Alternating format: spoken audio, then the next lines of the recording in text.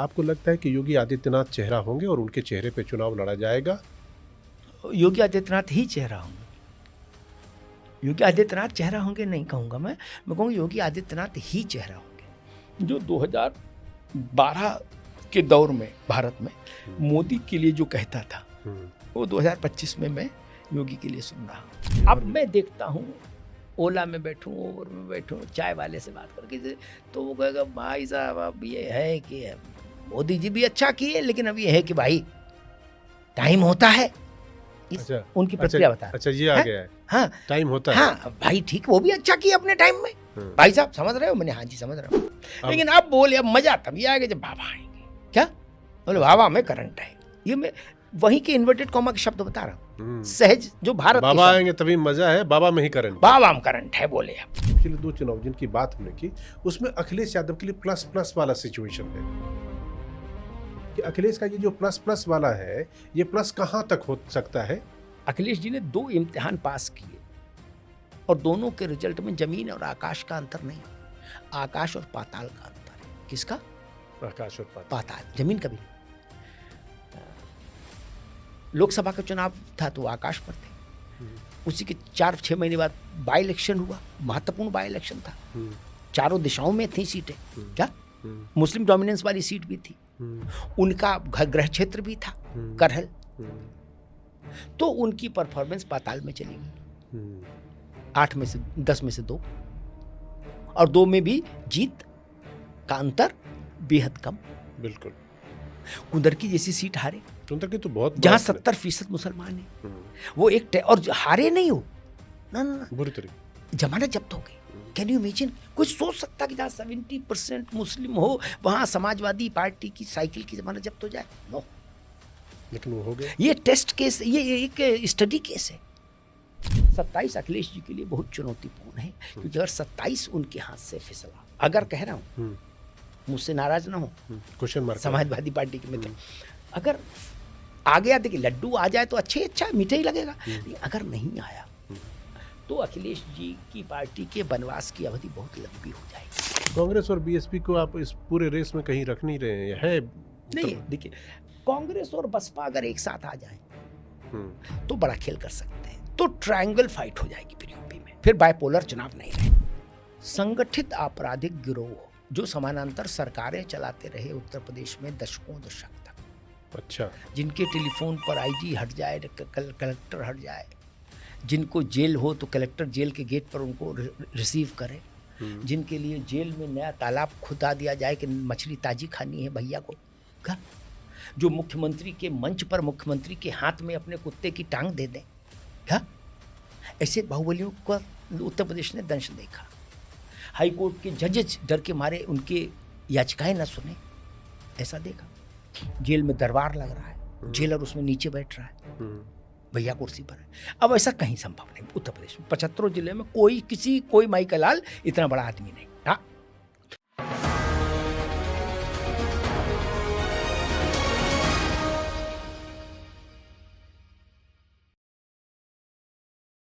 नमस्कार। आज पॉडकास्ट के हमारे मेहमान अमिताभ अग्निहोत्री जी हैं। आपने देख ही लिया कि वो क्या कुछ कह रहे थे।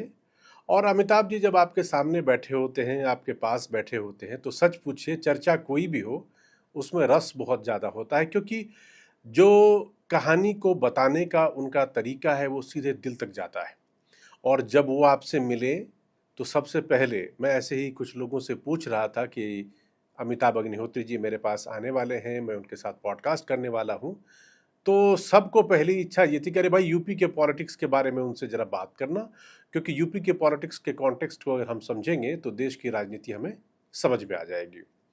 तो आज उनसे बात इस पॉडकास्ट में हम उत्तर प्रदेश की राजनीति की ही करने वाले हैं। तो सबसे पहले सर यूपी पे मैं सवाल पूछूंगा।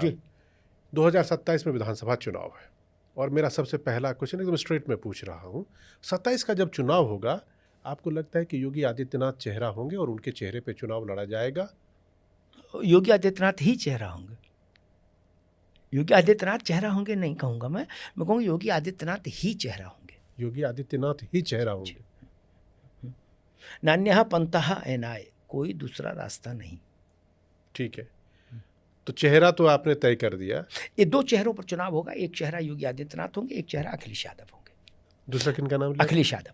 अखिलेश बाकी यादव। सारी हाँ, फोर्सेस, वर्सेस, मैं उसी पे। बाकी सारी फोर्सेस इनके पीछे खड़ी होंगी। मतलब उत्तर प्रदेश के चुनाव में अखिलेश यादव बनाम योगी आदित्यनाथ, ये मुकाबला हम लोग देखेंगे। जी बिल्कुल। तो ये जब मुकाबला होगा और ये जब चुनाव होगा तो वो मुद्दा क्या होगा? एक तरफ देखिए, एक तरफ जो चीज़ अभी हम लोग शुरू में भी बात कर रहे थे उससे भी आ रहा है कि एक तरफ धार्मिक ध्रुवीकरण की बात, मतलब हिंदू मुसलमान लगता है बीजेपी पे कि वो इसी तरह की राजनीति करते हैं, और दूसरी तरफ अखिलेश यादव है जो कि पीडीए वाली राजनीति, उसकी सफलता भी उनके साथ है। और साथ साथ अभी मैं पिछले कुछ दिनों से ऐसा देख रहा हूँ, वो शायद ब्राह्मणों की तरफ भी चाह रहे हैं कि कुछ उधर भी कटिया फंसाया जाए कि वहाँ से भी वोट निकल के आए। कुछ ऐसा होने वाला आपको दिख रहा है क्या? भाई देखो, मैं तो बहुत मेरे चिंतन करने की एक शैली रही, मैं बेसिक चीज़ को पकड़ता हूँ। क्या जड़ कहाँ है, मैं पत्तों पर बहुत समय नहीं लगाता। तो वैसे तो हर जात महत्वपूर्ण है, मैं 1000 जातियों का नाम वैसे ही ले सकता हूँ यहाँ। तो सभी का महत्व है, वोट में तो सभी की हिस्सेदारी है। क्या ब्राह्मण और क्या काची, क्या कोरी, क्या कुर्मी, क्या धोबी, क्या धानुक, धीमर, मल्लाह, निषाद छोड़ दीजिए। मुझे लगता है कि वोट इस बात पर तय होगा उत्तर प्रदेश पे 2 बात। पहला, संगठित आपराधिक गिरोह जो समानांतर सरकारें चलाते रहे उत्तर प्रदेश में दशकों दशक तक। अच्छा। जिनके टेलीफोन पर आईजी हट जाए, कलेक्टर हट जाए, जिनको जेल हो तो कलेक्टर जेल के गेट पर उनको रिसीव करे, जिनके लिए जेल में नया तालाब खुदा दिया जाए कि मछली ताजी खानी है भैया को। क्या जो मुख्यमंत्री के मंच पर मुख्यमंत्री के हाथ में अपने कुत्ते की टांग दे दें। क्या ऐसे बाहुबलियों का उत्तर प्रदेश ने दंश देखा। हाई कोर्ट के जजेस डर के मारे उनके याचिकाएं न सुने, ऐसा देखा। वो खत्म हो गया, अपराध खत्म हो गया, नहीं कह रहा हूं। गुल्लू ने पप्पू को मार दिया और मेहताब ने रमेश को मार दिया, ये नहीं कह रहा हूं।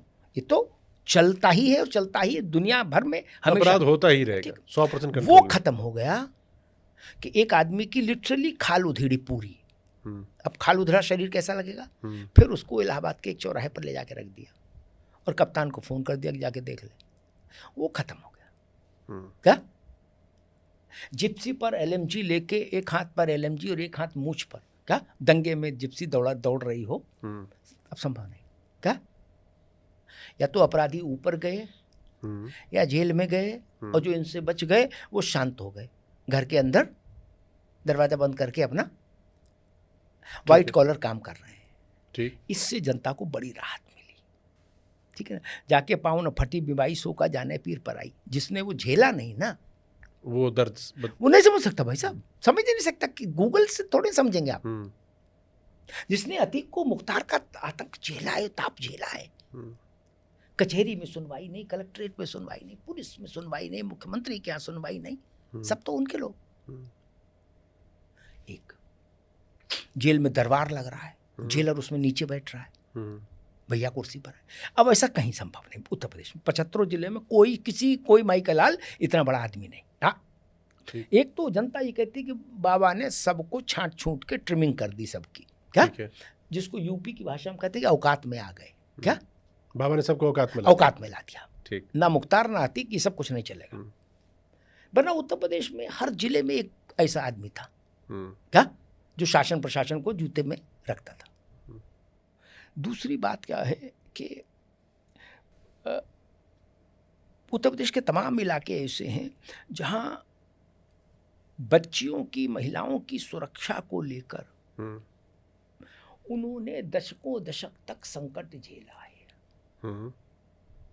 चल सब भीड़ भरी सड़क से लड़की उठ गई, रिपोर्ट नहीं लिख पाया पिता, थानेदार ने नहीं लिखी। कवाल कांड जो हुआ था, जिसको मुजफ्फरनगर दंगा कहते हैं, वो इसी ऐसे प्रसंग पर हुआ। जी बिल्कुल। क्या इंस्पेक्टर ने कहा कि हम रिपोर्ट नहीं लिख सकते। उनकी रिपोर्ट नहीं लिखी जाती हमारे यहाँ। किनकी? उस वर्ग की। क्या आप कहो तो हम उनके लड़कों को बुलवा के पैचअप करा दें। क्या तो उन्होंने कहा पैचअप की कहा, तो बाहर वो लड़का मिल गया तो मार दिया, फिर वो दंगा हो गया, पूरी कहानी है। ठीक है। तो ये जो भाव है इस पर वो कह रहे कि भैया बटन ऊपर तक बंद है। क्या और मोटरसाइकिल पर भी चल रहे हैं तो तमीज से चल रहे हैं। पर ये 3 बटन खुले थे, मुंह में पान था, हाथ में चूना था, ये साइड से निकले, लड़की को कुर्ता पकड़ लिया, मोटरसाइकिल की स्पीड बढ़ा दी, लड़की गिरी और कुर्ता फट गया। और कितने भी सक्षम माता पिता हुए, रिपोर्ट नहीं लिखा पाए। वो संकट खत्म हो गया। लोगों को अंदाज ही नहीं है कि जमीन पर ये मुद्दा कितना बड़ा है। ये ट्विटर पर बड़ा नहीं होगा, व्हाट्सएप पर बड़ा नहीं, जमीन पर बड़ा है। Ground reality. लोग कह रहे भाई साहब सड़क बनी नहीं बनी हमें मतलब ही नहीं, क्या बिटिया सुरक्षित है, कम बड़ी बात है। तो आपने पहला हासिल कहा कानून व्यवस्था, और उसमें भी ये जो है एक कानून व्यवस्था समग्रता में, क्या जिसमें किसी किस्म के रंगबाजी, तो अपराध के चेहरे खत्म हो गए ना, और दूसरा वो संगठित अपराध के चेहरे खत्म हुए। दूसरी बात मैंने दूसरी कही, हर गली गली नुक्कड़ पर जो संकट था बेटी का, वो संकट खत्म हो गया। ये वही संकट है जो एक दौर में जब लालू के दोनों साले राजपाट चला रहे थे बिहार, तब बिहार में था। क्या हाँ, वही संकट था एग्जैक्टली, ठीक है, यूपी में। वो संकट खत्म हो गया। कैराना, मुजफ्फरनगर, बुड़ौत, सहारनपुर। तो सिर्फ कानून व्यवस्था से मामला हो जाएगा या आगे भी कुछ आप जोड़ेंगे उनके पक्ष में? 2 चीजें निर्णायक हैं, और ऐसा मुझे लगता है आप किसी से बात करिए, सामान्य व्यक्ति से जो किसी धारा से प्रभावित नहीं, क्या तो वो कहेगा कि भाई साहब हमको लगता है कि अब योगी जी आएंगे तभी मजा आएगा। क्या ये सेंस बताता है कि कॉमन मैन जो 2012 के दौर में भारत में मोदी के लिए जो कहता था, वो 2025 में मैं योगी के लिए सुन रहा हूँ। 2012 में जब 12-13 में मैं देश में जाता था अलग अलग हिस्सों में पत्रकारिता के अपने कामों के सिलसिले में, लोगों से मेरी आदत है चर्चा करने। बड़ी बात कह रहे हैं, मैं इस पे सवाल पूछूंगा। लोग मुझसे कहते थे भाई साहब अब तो मोदी आएंगे तब तो। मैं एक हाथ से मैंने पूछा मोदी को देखे हो? देखे नहीं है, लेकिन गुजरात में भाई साहब सब सीधा कर दिया। तो कुछ ऐसा ही बोले रोज बवाल था, हर तीसरे दिन कर्फ्यू लगता था। बोले अब सब सीधे हो गए। बोले मोदी के बिना कुछ होना नहीं है। वो जो भाव था उसने मोदी को 3 बार प्रधानमंत्री बनाया, उद्देश्य के उस भाव ने। तो वो भाव आपको कहीं अब मैं देखता हूँ ओला में बैठूं, ओवर में बैठूं, चाय वाले से बात करके, तो वो कहेगा भाई साहब अब ये है कि मोदी जी भी अच्छा किए, लेकिन अब ये है कि भाई टाइम होता है। अच्छा, उनकी प्रतिक्रिया बता रहा। अच्छा ये आ गया है। हाँ टाइम होता है। हाँ भाई ठीक, वो भी अच्छा किया अपने टाइम में। भाई साहब समझ रहे हो? मैंने हाँ जी समझ रहा हूँ। लेकिन अब बोले अब मजा तभी आएगा जब बाबा आएंगे। क्या बोले? बाबा में करंट है। ये मैं वहीं के इन्वर्टेड कॉमा के शब्द बता रहा हूँ, सहज जो भारत बाबा आएंगे तभी मजा है, बाबा में ही करंट, बाबा में करंट है बोले अब। अच्छा, तो ये जो भाव है, मुझे याद है मैंने 2012 के शुरुआत में एक ऐसी चर्चा थी, उसमें कहा था कि मुझे ऐसा लग रहा है कि मोदी देश की आवाज हो रहे हैं। क्या 2012 में आपने कहा कि मोदी मुझे ऐसा लग रहा है कि मोदी देश की आवाज हो रहे हैं। 2025 में सुनिए, और साथ में मैंने ये कहा था कि ये भाजपा जाने, संघ जाने कि वो सुन रही है कि नहीं सुन रही है, कब सुनेगी, सुन पाएगी कि नहीं सुन पाएगी, ये उनका विषय है। मैं सुन रहा हूं कि ये लोगों की आवाज हो रहे हैं। तो पॉलिटिकल लोगों की तू में हटा दीजिए, मेरी बात सही निकली। मोदी देश की आवाज हुआ। क्या बिल्कुल। पंडित जी के अलावा कौन 3 बार चुना गया? ना, कोई नहीं ना। और कुछ लोग तो ये भी कहते हैं कि मान लीजिए मोदी जी 4थी बार भी रहे स्वस्थ तो देश वोट करेगा।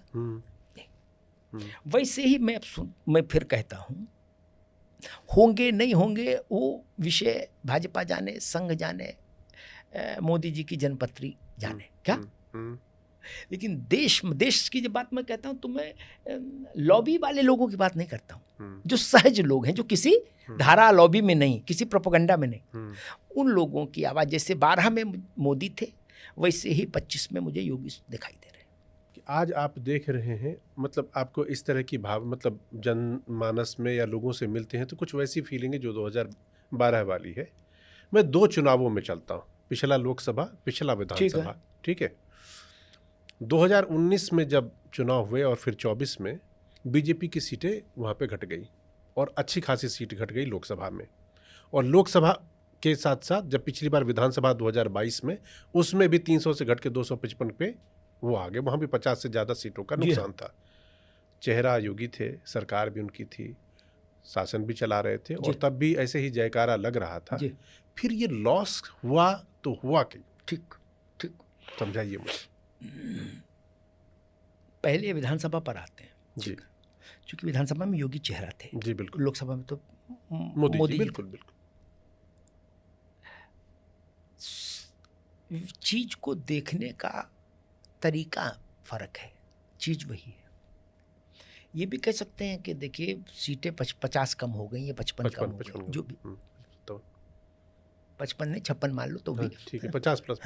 तो हम उसको ऐसे भी कह सकते हैं कि भाई साहब 38-39 साल बाद देश के सबसे बड़े राज्य में, जिसमें इतने बड़े बड़े मुख्यमंत्री रह लिए, जो प्रधानमंत्री हुए, चरण सिंह रह लिए, विश्वनाथ प्रताप रह लिए, नरेंद्र तिवारी जैसे लोग, कद के लोग, गोविंद बल्लभ पंत, मायावती, मुलायम सिंह, कल्याण सिंह, क्या कोई ऐसा नहीं कर पाया कि सिटिंग चीफ मिनिस्टर लगातार दूसरे चुनाव में पार्टी को जिता लाए, जो योगी ने किया।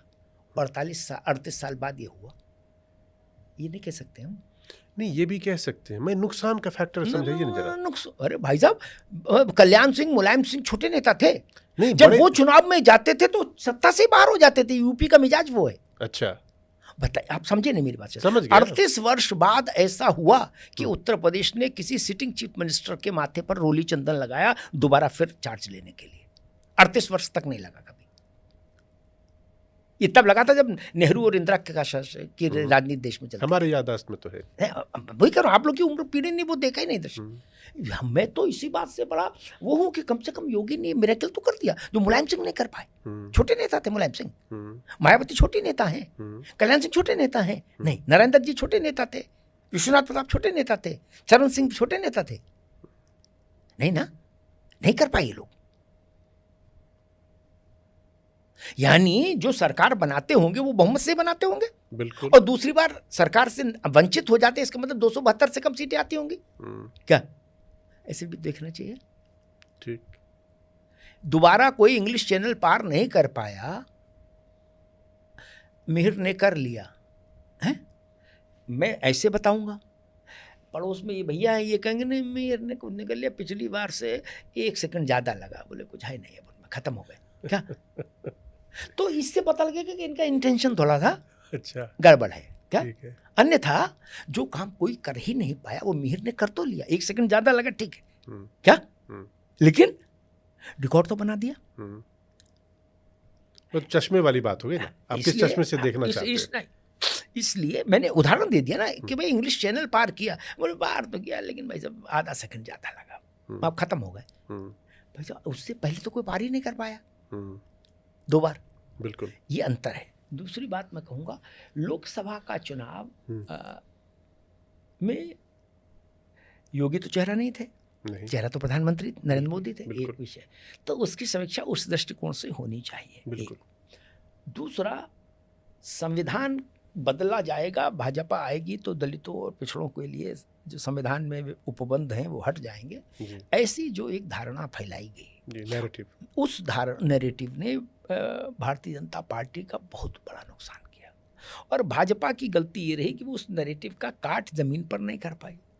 और जैसे ही उस नैरेटिव का काट उसने जमीन पर कर लिया तो 5 महीने बाद 6 महीने बाद जो दूसरे उपचुनाव हुए 10, वो भी चारों दिशाओं में थे, उत्तर प्रदेश की, ठेठ पूरब में, ठेठ पश्चिम में, वहाँ उसने 8-2 का रिजल्ट हासिल कर लिया। वहाँ उसने कुंदरकी भी जीत ली जहाँ 70% मुसलमान।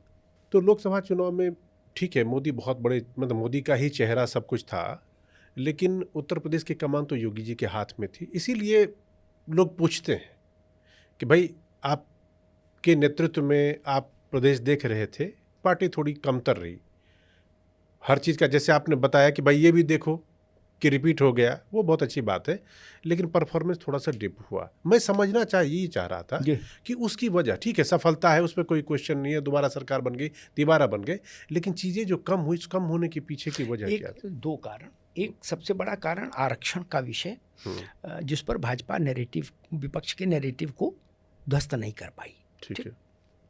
अब उसके पीछे कहाँ शिथिलता थी वो एक अलग विषय है, वो इतना लंबा विषय है कि उसमें यहाँ क्या करें। और दूसरा, लोगों को मोदी और योगी पर भरोसा था, लेकिन वो इस बात से नाराज थे कि हमारे यहाँ का जो एमपी है, हम जाके पार्टी को बता आए कि इसको टिकट न देना, क्या? अच्छा। और पार्टी ने इसी को दोबारा टिकट दी, इसलिए हराओ। तो उनको लगा कि ये हमारा अपमान है, हम आपके साथ हैं तो आप हमारी फीलिंग को तो ख्याल करो। ऐसे कम से कम 20 उदाहरण मैं जानता हूँ, मैं यहाँ बोलूँगा नहीं क्योंकि वो ठीक नहीं, व्यक्ति के नाम आएंगे उसमें, जहाँ ये शिकायत आई थी कि इनको रिपीट ना करिएगा। और रिपीट कर दिया गया। आपने रिपीट कर दिया, अरे आपने कहा हम जिता लेंगे, तो जनता ने पता नहीं, आपने आपके दिमाग में था अरे हम देख रहे हैं, कहते ही हैं लोग, तो लोगों क्या है, तो इसलिए जनता ने, हम जाएंगे तो जिता देंगे। तो जनता ने कैसी चला दी? बोले एक बार हम एक सभा करेंगे तो हो जाएगा, नहीं जनता कैसे कैसे हो जाएगा। तो उसने कहा एक बार इनको ही समझ आना चाहिए कि पीपल्स मैंडेट महत्वपूर्ण है। तो बोल भाई इनको हरा लो। मैं 20 लोगों के नाम गिना सकता हूं, क्या, जो थोड़े थोड़े आप वोट से हार गए। Over confidence. आपको ये लगा कि नहीं यार ठीक है, ये तो कार्यकर्ता है। जब कार्यकर्ता कह रहा है कि इनके साथ अच्छा नहीं है, क्या, इनके अलावा आप किसी को दे दीजिए, है, हम प्राण लगा देंगे। आपने कहा नहीं इसी को। आप तो तमाम चैनल्स में संपादक रहे, मान लीजिए आपका पूरा स्टाफ आया, डेस्क से लेके और टेक्निकल स्टाफ तक, पीसीआर तक, कि भाई इनसे 8 बजे का बुलेटिन ना कराओ, क्या, पब्लिक नहीं देखती, पब्लिक नहीं देखती, और ये हमारी भी जान खाते हैं, और निपट मूर्ख हैं ये सब, है, इनको कुछ पढ़ना नहीं आता, टीपी तक फंबल करते हैं, क्या, और चिल्लाते अलग है पीसीआर पर। और आपने कहा नहीं तुम ही जाओ, चलो अपना अपना काम करो जाके। तो क्या होगा, कोई जो मनवड़ बच्चा होगा पीसीआर का, वो कहीं का तार निकाल देगा, क्या, संपादक जी रोते रहे, वो कैसे, मैं क्या करूं, लगा तो हूं, देख रहा हूं, बुलाइए आईटी वाले को, मैं क्या कर सकता हूं, क्या। शो घुस गया, फिर वो अपने लड़कों में कहे क्यों गुड्डू, देखा दिमाग दुरुस्त कर दिया, क्या, संपादक जी का कहेगा ना। जब वो चाय पीने बाहर जाएंगे बच्चे रिपब्लिक के, तो क्या कहेंगे, यही चर्चा करेंगे ना, आज संपादक जी का दिमाग दुरुस्त कर दिया, हम समझा रहे नहीं समझ रहे हैं कि इनसे ना कराइए भाई साहब, इनसे करा लीजिए, इनमें क्या मीठा है, क्या। किसी भी पार्टी में जब ये फैक्टर आ जाए कि नहीं हम आपसे बेहतर जानते हैं, तो समस्या पैदा हो जाती है। बीजेपी का जो संपादक जी को समझाने की बात आपने कहा, उसमें संघ मान लीजिए, कुछ मान लीजिए, लेकिन मुझे लगता है कि उसमें संघ भी शामिल है, संघ के कार्यकर्ता भी शामिल है, सभी शामिल हैं, जो उस विचार परिवार के हैं वो सब शामिल हैं। अच्छा। मैं तो बड़ा स्पष्ट आदमी हूँ। मान लीजिए संघ के ही लोगों ने कहा कि इनको मत दीजिए, इनकी छवि ठीक नहीं, आपने क्यों दिया दोबारा टिकट। और फिर तो बहुत मुश्किल है कि हमारे लिए उनके लिए पैरवी करना, बिल्कुल, जो घोषित तौर पर हमारे सिद्धांत के खिलाफ रहे हों 5 वर्ष, हम उनके लिए पैरवी क्यों करें। और बाद में जब चीजें सुधरी हैं, मैकेनिज्म सुधरा है, तो हरियाणा देख लीजिए, दिल्ली देख लीजिए, महाराष्ट्र देख लीजिए, बिल्कुल बिल्कुल वो है, यूपी देख लीजिए, बिल्कुल वो तो देखा हमने कि उन्होंने अपनी गलतियों से सबक सीख के और अपने आप को तो ये समझ गए कि ना फीडबैक को महत्व देना है, बिल्कुल, और उसका नतीजा सामने है। अब चूंकि फीडबैक और उस पर काम करने वाली बात है ना, तो मैं उत्तर प्रदेश में देख रहा हूँ क्या कि पिछले कुछ दिनों से अखिलेश यादव एक चीज़ बार बार उठा रहे हैं, और साथ में मैं ये भी देख रहा हूँ कि पिछले 2 चुनाव जिनकी बात हमने की, उसमें अखिलेश यादव के लिए प्लस प्लस वाला सिचुएशन है।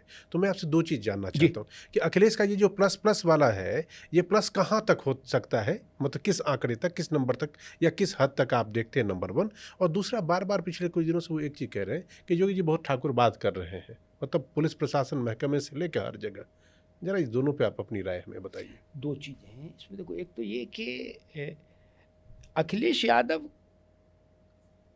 के लिए ये एक बड़ा प्लस है कि वो उत्तर प्रदेश की राजनीति में दशकों बाद ऐसी स्थिति पैदा हुई कि जब उत्तर प्रदेश की राजनीति प्रैक्टिकली कह रहा हूँ, टेक्निकली नहीं, मेरे हिसाब से बाइपोलर हो गई। लगभग 85% वोट बैंक पर तो बाइपोलर हो ही गई, 15 में मान लो ट्रायंगुलर और कुछ भी मान लीजिए, 85% वोट बाइपोलर हो गया। और उसमें एक पोलर अखिलेश यादव है, छोटी बात नहीं, बहुत बड़ी बात है। मुलायम सिंह जी ऐसा सौभाग्य नहीं पाए, मैं सौभाग्य शब्द का इस्तेमाल, अच्छा, मुलायम सिंह जी से ज्यादा नहीं, बाइपोलर नहीं हो पाए वो कभी, नहीं, बिल्कुल। क्या कांग्रेस भी महत्वपूर्ण थी तब, मायावती भी काशीराम की बसपा महत्वपूर्ण थी, भाजपा भी थी, तो 4 चेहरों में एक मुलायम सिंह थे, यहाँ पे 2 में 1। यहाँ 2 में 1 अखिलेश हो गए, ये उनका सौभाग्य है। लोकसभा के चुनाव में अखिलेश यादव ने बहुत अच्छा परफॉर्मेंस किया। इस पर विवाद हो सकता है, मतभिन्नता हो सकती है, राय अलग अलग मुख्तलिफ हो सकती है कि ये सारी सफलता अखिलेश जी की रणनीति की है या ये भाजपा के उस एटीट्यूड की है कि बोलो नहीं लड़ाएंगे गुड्डू कोई 8 बजे बुलेटिन गुड्डू से कराएंगे क्या। अगर मान लीजिए वो 20 सीटें जहां ऐसी जबरदस्ती हुई उम्मीदवार थोपने वाली वो नहीं हुई होती तो नतीजा कुछ और हो सकता। तो क्या नतीजा यही रहता? अगर नहीं तो इस नहीं में बहुत कुछ छुप गया, छुपा है। इसको देखिए, अखिलेश जी ने 2 इम्तिहान पास किए और दोनों के रिजल्ट में जमीन और आकाश का अंतर नहीं, आकाश और पाताल का अंतर है। किसका? आकाश और पाताल, जमीन का भी नहीं।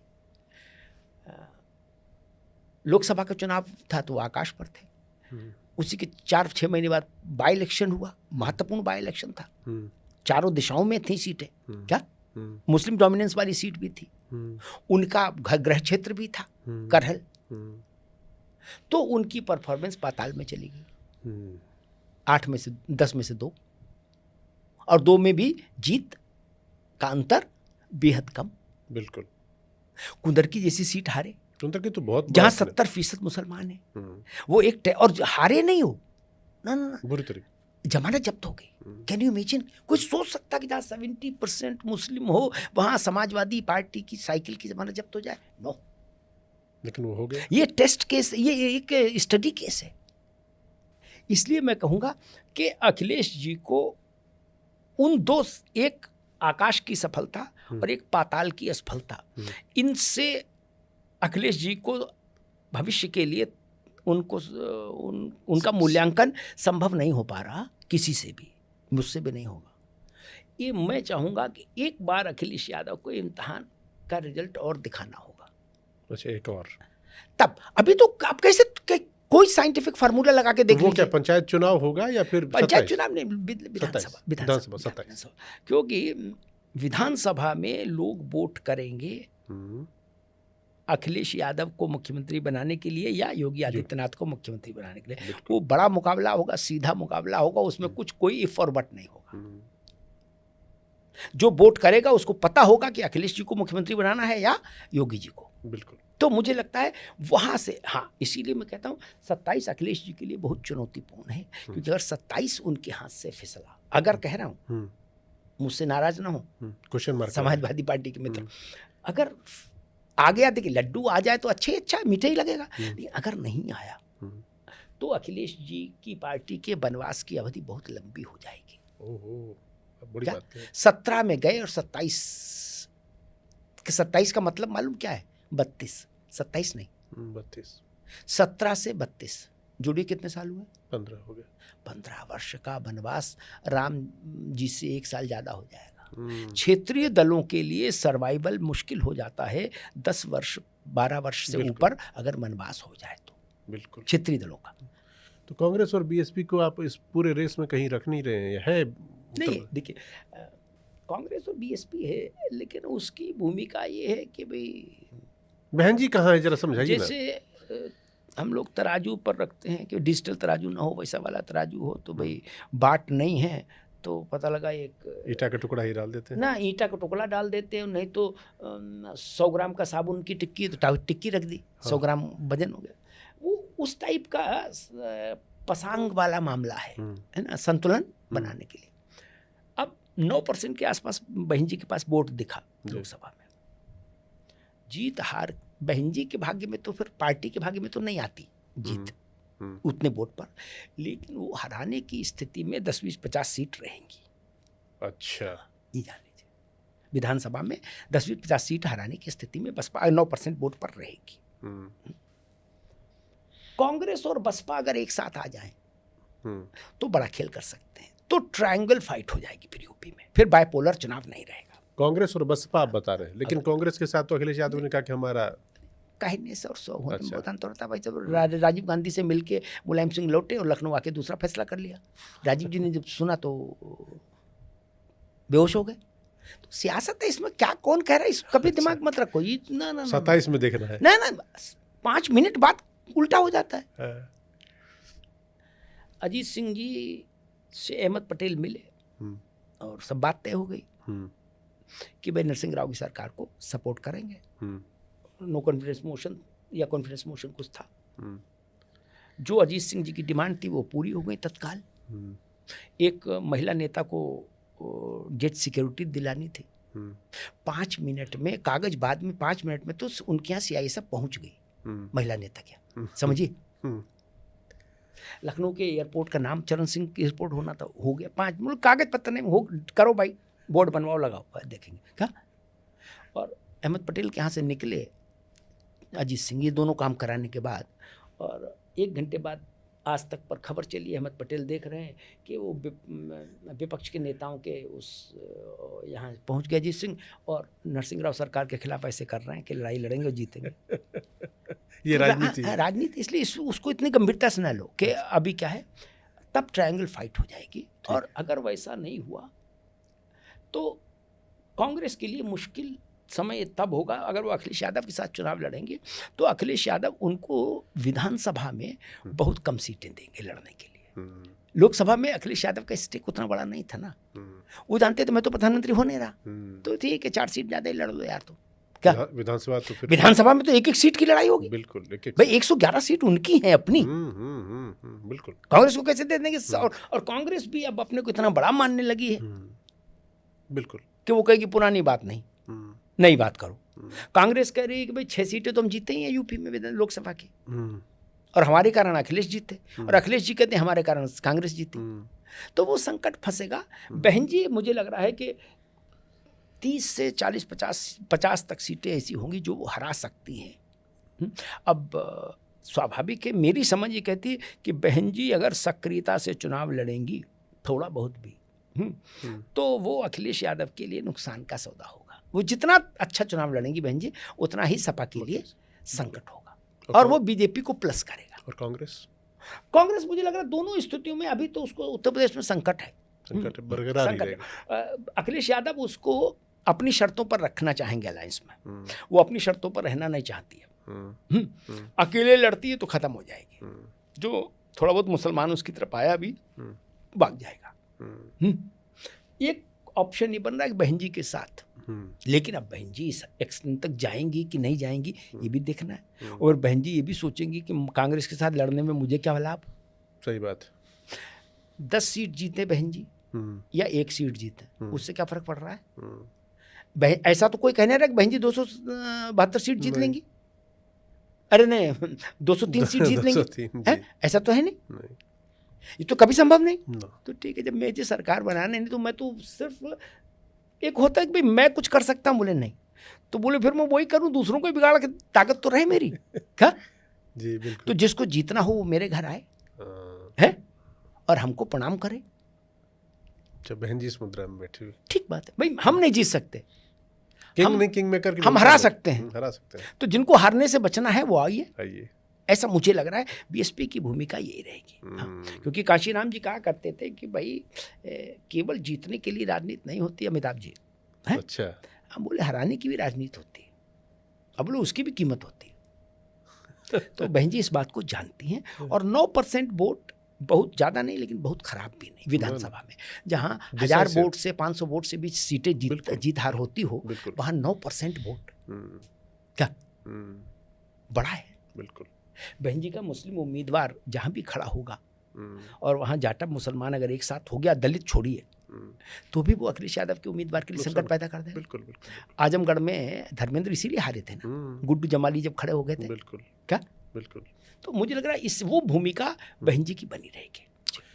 चलिए सर, आज तो हम लोगों ने एक तरह से अलग अलग और ऐसे मुद्दों पे बात की जो कि अमूमन राजनीतिक परिप्रेक्ष्य में जब चर्चा होती तो नहीं होती है। आपके साथ बात करके मुझे बहुत मज़ा आया, लेकिन बात मुझे ऐसी लगी कि बहुत सारी बातें अभी और करनी है।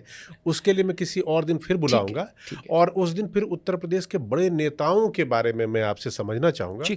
और जब मैं आपसे कहानी सुनता हूँ तो मैं अकेले नहीं सुनता हूँ, पूरी जनता, देश और दुनिया सुनती है। और मुझे नहीं, आप अपने जगह पे, अपने चैनल पे, अपने मंच से जब कभी भी कहते हैं तो लोग उसको मंत्रमुग्ध होकर सुनते हैं, क्योंकि आपकी कला और कौशल आपका इसलिए। तो आप हमारे साथ आए, जुड़े, इसके लिए बहुत बहुत शुक्रिया। धन्यवाद। और दर्शकों से मैं कहूँगा कि आपने हमारा ये पॉडकास्ट देखा, सुना। अगर ये आपको पसंद आया हो तो हमारे चैनल को सब्सक्राइब कर लीजिए। आप सब्सक्राइब करते वो आपके लिए बहुत छोटा सा एफर्ट है, लेकिन हमारे लिए हौसला जो है वो बढ़ाने का काम करता है, हिमालय पे पहुंचा देता है हमें उत्साह से। तो प्लीज़ सब्सक्राइब कर लीजिएगा, और अगर हमारी बातचीत पसंद आई हो तो इसे आप शेयर भी करिए अपनों के साथ, क्योंकि आज अमिताभ सर ने जितनी कहानियाँ सुनाई, मैं सच बताऊं उसमें से 40% के करीब कहानियाँ तो मुझे खुद भी नहीं मालूम थी। तो मैं अब इनसे किताबें लूँगा, पढ़ूंगा, और आपसे भी अपील करूँगा कि पढ़ते रहिए, ज्ञान बांटते रहिए, दूसरों को इनरिच करते रहिए। तो सर बहुत बहुत शुक्रिया। धन्यवाद भाई।